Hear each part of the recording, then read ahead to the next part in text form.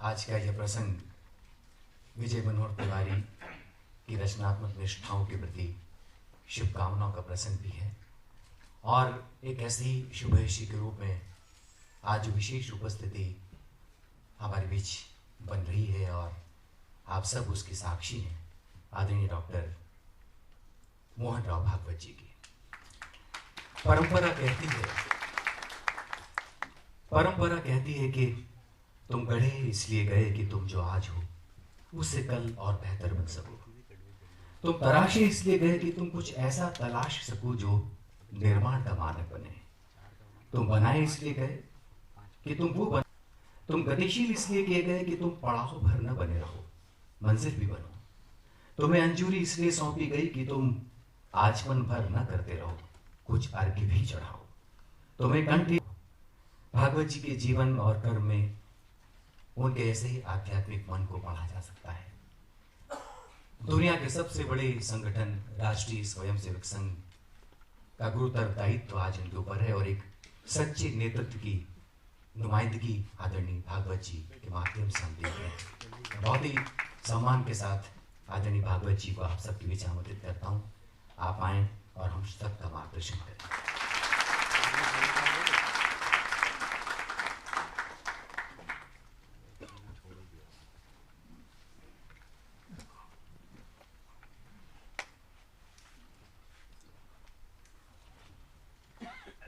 आज के कारण बने हुए हमारे विजय जी, उनके पुस्तक के आदरणीय प्रकाशक महोदय, कुठियाला जी सहित सारे महानुभाव और बंधुभक्त, पुस्तक का विमोचन करने का प्रसंग इसलिए आता है कि मैं संघ का सरसंघ चालक हूं। उस विषय में मेरी गति नहीं है, पेशे से पशु चिकित्सक हूं।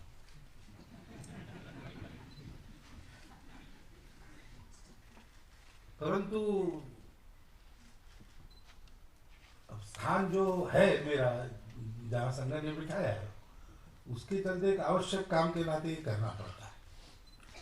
मैं बहुत टालते भी रहता हूं। विजय जी के आग्रह को मैं टाल नहीं सका। उसके दो कारण हैं।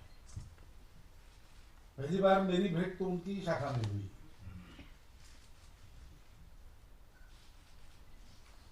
शाखा में जाते हैं तो थोड़ा बिठाते हैं स्वयंसेवकों के साथ, गपशप होती है। वहां गपशप में हम लोग सावधान नहीं रहते, हम में से कोई भी सावधान नहीं रहता है। दूसरे दिन गपशप का कुछ ब्यौरा पेपर में देखा तो मैंने पूछा, भाई कौन थे वहां?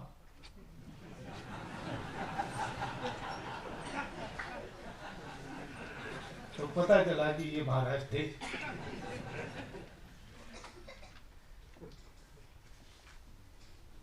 वो तो पत्रकारिता के नाते उन्होंने नहीं किया था। वो ये बाद में बात करने पर ध्यान में आया कि ऐसा कुछ पता हो, इसलिए शाखा में उस दिन के लिए जाना और क्या सुनाई देता है उसकी न्यूज बंद, ऐसा कोई भाव था नहीं। तो इसलिए लगा चलो ठीक है, हो गया। बाद में ऐसे ही मिलने का आया, फिर ये पुस्तक का प्रस्ताव भी आया और इसके कुछ पन्ने पहले पढ़ने को भी मिले।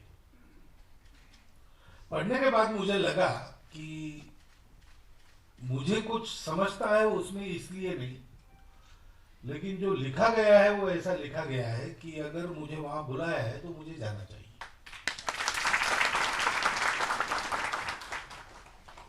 क्योंकि एक तो उसमें जैसा देखा गया वैसा सत्य है,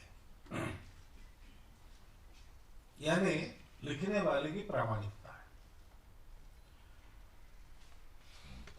आपने सत्य का स्वरूप जो समझा वो सही है कि गलत है, ये बात अलग बात है, लेकिन जैसा आपने समझा वैसा आपने व्यक्त किया, ये प्रामाणिकता आजकल देखने को नहीं मिलती।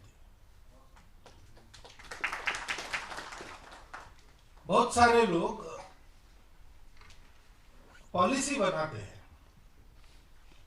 आजकल बहुत नए शब्द चलते हैं जो एक 40 साल पहले हम लोग नहीं सुनते थे। पॉलिटिकली करेक्ट, ऐसा एक वाक्प्रचार नया है।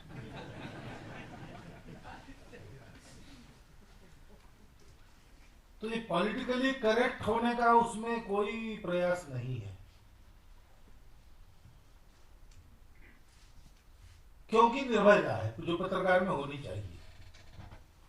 अपने को बचाने का जब ख्याल आता है तब ये पॉलिटिकल करेक्टनेस मनुष्य में आता। वो पंचतंत्र की सुप्रसिद्ध कहानी तो है ही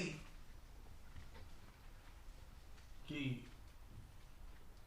राजा का दर्शन करने के लिए शेर की गुफा में जंगल के प्राणी आए, तो हाथी ने अपनी सूंड थोड़ी सिकोड़ते हुए कहा कि महाराज, लगता है दरबार की सफाई बहुत दिनों में हुई नहीं, बहुत गंदगी हो रही है। तो सिंह महाराज गुस्सा हो गए, उन्होंने तुरंत हमला बोल के हाथी का कल्याण कर दिया।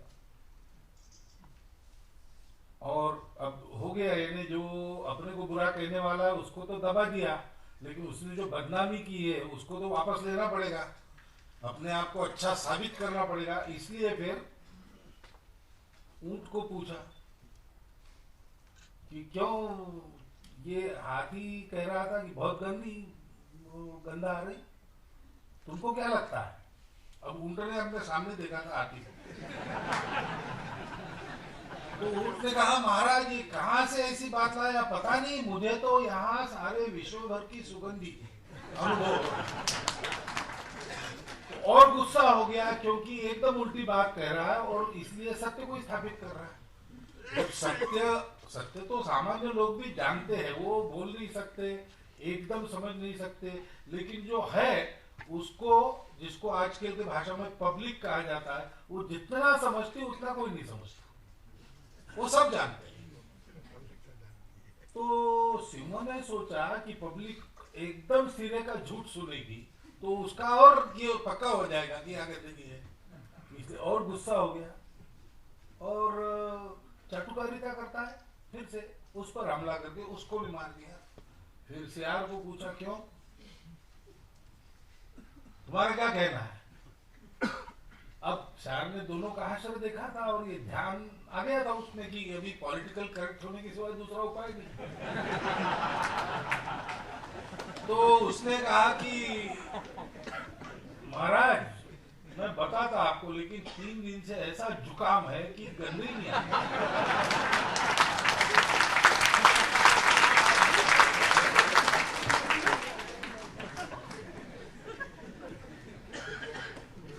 ऐसी चातुरी इस पुस्तक में आपको नहीं मिलेगी।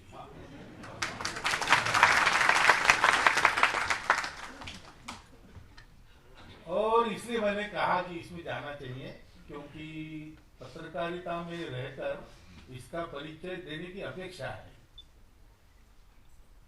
अतिरिक्त देने की बात कही ना, पत्रकारों ने अतिरिक्त क्या देना चाहिए, अपना अपना व्यवसाय ठीक से करते हुए, लेकिन निष्पक्ष और सत्य निर्भयता पूर्वक समाज को देना चाहिए। अरे प्रामाणिक प्रयास इसमें है तो जाना चाहिए। मैंने वो सारी बातें पढ़ी नहीं है, मैंने केवल वो अयोध्या वाला पहला पढ़ा।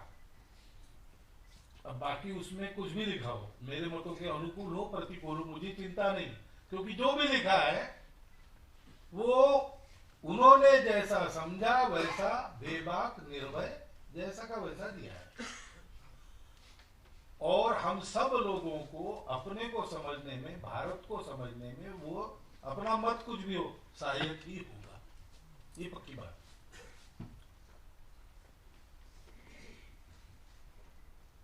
समझना बहुत आवश्यक है। ये बात कही गई कि हम प्रेम बहुत करते लेकिन समझते नहीं।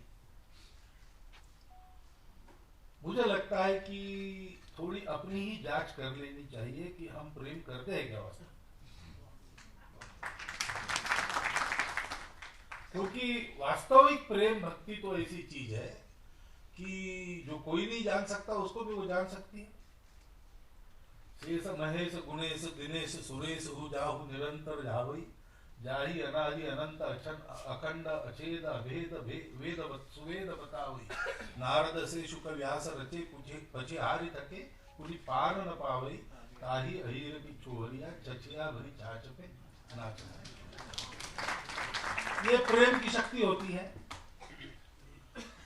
तो हम कहते हैं कि हम देश पर हमारी भक्ति है, हमारा प्रेम है, लेकिन मुझे लगता है कि बार बार उपयोग करके और कोई सिक्का जैसे चिकना टुकड़ा हो जाता है और चलना बंद हो जाता है उसका, वैसा ही शब्द बन गया है क्या?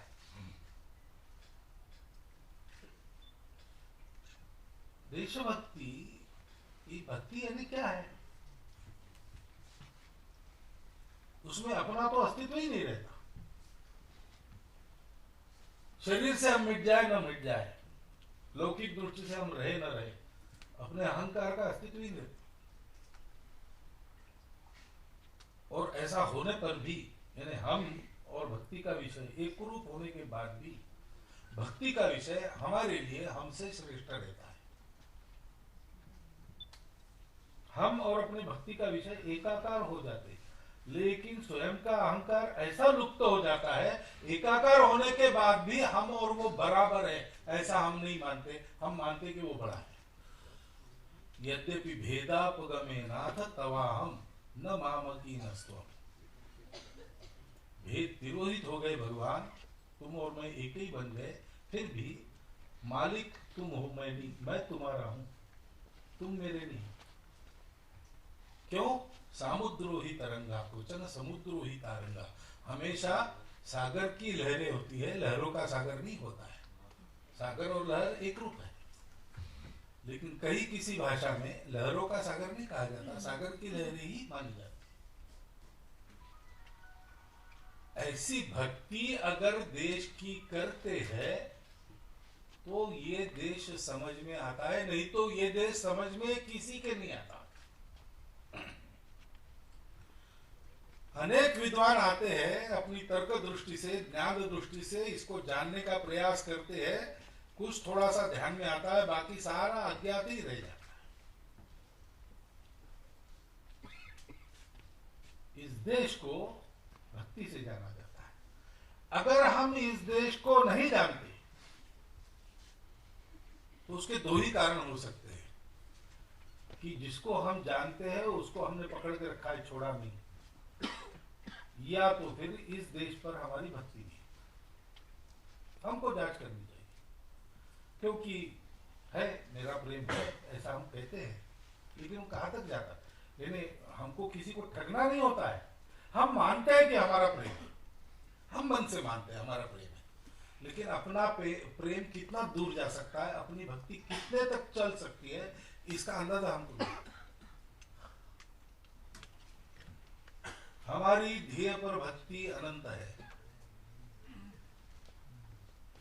किनारा तो हे सागर तुमको किनारा है, हमको किनारा नहीं है। ऐसा एक कवि ने कविता की, कोलंबस, उसने कल्पना की कि वो गर्व से गा रहा है, जा रहा पश्चिम में, जमीन मिली नहीं रही, भारत मिल ही नहीं रहा उसको, और एक के बाद एक संकट, एक के बाद एक संकट, भूखमरी से लेकर तो तूफानों तक सारी बातें। हाथ थक गए साथी सब, वापस चलने का आग्रह कर रहे हैं, लेकिन कोलंबस थका नहीं है। और वो सागर को कहता है कि हमारी ध्येय पर आसक्ति भक्ति इतनी प्रचंड है, इतनी अपार है, अरे तुम सागर हो, तुम्हारे लिए तुमको अथांग कहते, लेकिन दोनों तरफ तुम्हारे किनारे है। हमारे आशा सागर का कोई किनारा नहीं। ऐसी भक्ति की आंखों से देश को देखने के बाद देश समझ में आता है। और ये कहने का मैं साहस करता हूं क्योंकि इसके मामले में दूसरी की भक्ति नापने का अधिकार किसी को नहीं, किसी को नहीं, मुझे भी नहीं। कोई अपने आप को इस देश का कर्ता धर्ता सर्व माने तो भी वो किसी एक की देशभक्ति कितनी है ये नाप नहीं सकता, या नाप कर उस पर बोल नहीं सकता, वो जिसका उसको समझना है। लेकिन मैं कहता हूं कि इस पुस्तक के लेखों से यह आभास होता है कि ऐसी भक्ति की नजर से देश को देखा गया है।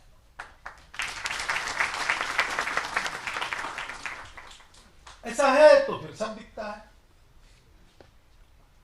स्वरूप कोई बिगाड़ दे, वर्षों का परतंत्र कुछ तो बिगाड़ा हमारी हमारी दृष्टि को, पहले के आक्रमकों ने कुछ तो बिगाड़ा बाद में, लेकिन दृष्टि के पीछे जो करना है अंदर बुद्धि में, जिसके कारण दृष्टि हमको कुछ दिखाती है, उसको ही बदल के रख दिया अंग्रेजों ने। इंटरप्रिटेशन ही हमारा अलग कर दिया। दृश्य तो किरण आता है आंखों में और कुछ कोशिकाएं हैं, उनकी प्रतिक्रिया होती है, विशिष्ट उनकी प्रतिक्रिया का विशिष्ट अर्थ अपनी बुद्धि लगाती। उन कोशिकाओं को पहले आक्रमणों ने कुछ कुछ बिगाड़ा, लेकिन अर्थ लगाने के हमारी प्रकृति को ही विकृत कर दिया। ऐसी शिक्षा हमने पाई और उसके छाया में सब लोग हैं, क्योंकि उसी में से निकले हैं और अभी भी निकल रहे हैं। अभी उसमें बहुत ज्यादा परिवर्तन नहीं हुआ, वो परिवर्तन बाकी है, वो लाना पड़ेगा कभी कभी, लेकिन आज तो नहीं है। अब उपाय क्या है? उपाय है क्या? हाँ बिल्कुल उपाय है, क्योंकि यही शिक्षा चल रही थी। उसी में से विवेकानंद निकले, उसी में से अरविंद निकले, उसी में से तिलक निकले, उसी में से गांधी निकले, उसी में से सुभाष बाबू निकले। हमारे देश को अपने स्वत्व और स्वाभिमान की बुनियाद पर फिर से खड़े करने वाले महापुरुष उसी शिक्षा में से सही सलामत निकल कर बाहर आए। जैसे शुक्राचार्य के घर से संजीवनी सीखकर कच्छ बाहर आया, उसने विद्या भी सीख ली और अपने शील को भी खोने नहीं दिया। वैसा ये लोग कर पाए, क्यों कर पाए? दूसरा उत्तर नहीं है, एकमात्र भारत भक्ति और कुछ नहीं। योगी अरविंद बचपन में ही भेजे गए इंग्लैंड, जो भारत के लोगों जैसा न बने, सुधारित बाबू नहीं साहब लोगों की जैसा वो बने, बोल चाल चलन सब कुछ उनका बिल्कुल वैसा हो। यहाँ के गौर रीति रिवाज नहीं चलेगी। किशोरावस्था में वापस आए, अब ये खतरे, भारतीयता के खतरे से ये बाहर हो गए, ऐसा मानकर उनको वापस लाया गया। तो आए, वो अपना अनुभव लिखते कि जहाज पर से छोटी नौका में बैठकर किनारे पर मैं आया और नौका के बाहर पहला कदम भारत भूमि पर मैंने रखा, उसकी धूल के स्पर्श मात्र से इतने वर्षों के सारे मेरे विदेशी संस्कार कहाँ विलीन हो गए पता नहीं, एक क्षण। ये इस मिट्टी का सामर्थ्य है, वो सामर्थ्य है ही अक्षय सामर्थ्य, कोई उसको मिटा नहीं सकता, लेकिन वो उपलब्ध उसी को होता है जिसको ये भक्ति की दृष्टि मिली है। इनको थी, इसलिए वो सही सलामत बाहर है। हमको वो भी अपने में वो भक्ति जगा के उस दृष्टि से बाहर आना पड़ेगा, फिर हम भारत को समझ सकते हैं। और भारत को समझ सकते हैं तो आज की देशकाल परिस्थिति में उसका उपयुक्त स्वरूप क्या होना चाहिए, कैसा खड़ा करना चाहिए, ये भी समझ सकते हैं।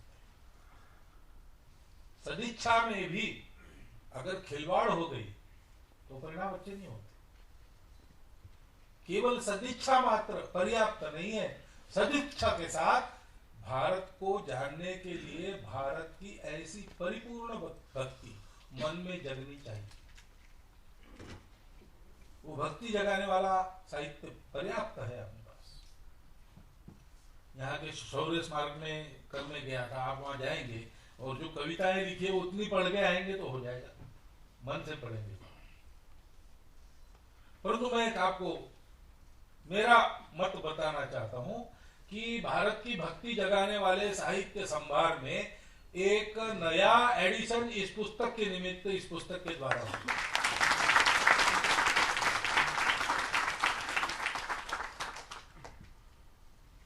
हम सबको अतिरिक्त कुछ न कुछ देना है, नया भारत उसको मांग रहा है। ये बहुत महत्वपूर्ण वाक्य आज विजय शंकर जी ने यहां पर कहा।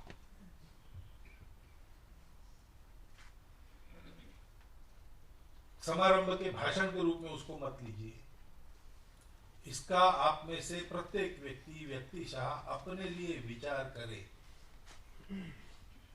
भक्ति में अतिरिक्त ही देना पड़ता है, जो अपने पास है उससे ज्यादा देना पड़ता है। भक्ति ऐसी परीक्षा लेती है,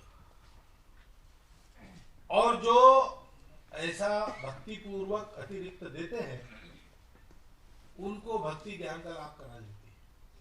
तन समर्पित मन समर्पित और यह जीवन समर्पित, ये होने के बाद भी देने वाला कहता है चाहता हूं देश की धरती तुझे कुछ और भी।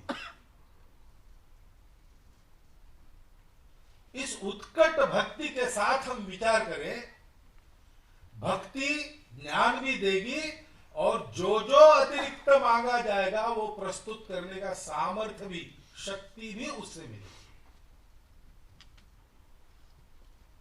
यह संकल्प आपके हृदय में इस पुस्तक की अध्ययन से उदित होना चाहिए। मुझे लगता है कि पुस्तक के अध्ययन से ये भावनाएं मन में उठी तो आपने मानना चाहिए कि लेखक ने जिस फ्रीक्वेंसी पर आरूढ़ होकर इस पुस्तक का अध्ययन किया था, पढ़ते समय हमने उसी फ्रीक्वेंसी को पकड़ लिया था। मेरी प्रार्थना है कि जिस मनोभूमि की धारणा पर लेखक आरूढ़ होकर लिखता है, उसी भावभूमि की धारणा पर आरूढ़ होकर हमको भी उस पुस्तक को पढ़ना है। तो हम अक्षर नहीं पढ़ेंगे, हम जानकारी नहीं पढ़ेंगे, हम उस भावना के तरंग को पढ़ेंगे, जिन तरंगों को पकड़ के अनेक लोग अपने जीवन में तर गए। भक्ति से आदमी तरता है, किसी व्यापक उद्धव, वो भगवान की भक्ति हो, देश की भक्ति हो। भक्ति का विषय क्या है ये सवाल नहीं है, भक्ति की उत्कटता कितनी है ये सवाल। वो भक्ति की उत्कटता प्राप्त करने के लिए इस पुस्तक का इस प्रकार वाचन हो, आपके द्वारा भी हो और अनेक लोगों के द्वारा हो, इसलिए इस पुस्तक का प्रचार प्रसार भी बहुत अच्छी तरह से हो, ये इच्छा प्रकट करता हूं और यही शुभकामना लेखक और आप सबको देता हूं। मेरे 4 शब्द समाप्त करता हूं।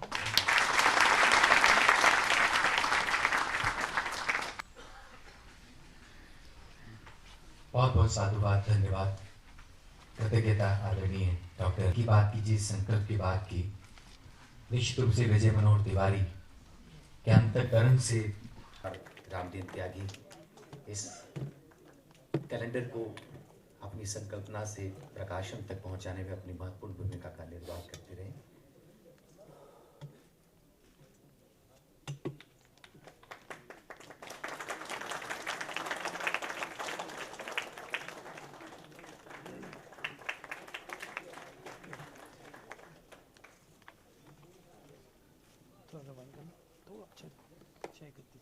शामिल हुए हैं, तब एक और अनूठी भेंट भागवत जी के हाथों में चक्रवर्ती भी भेंट करना चाहते हैं और उन्होंने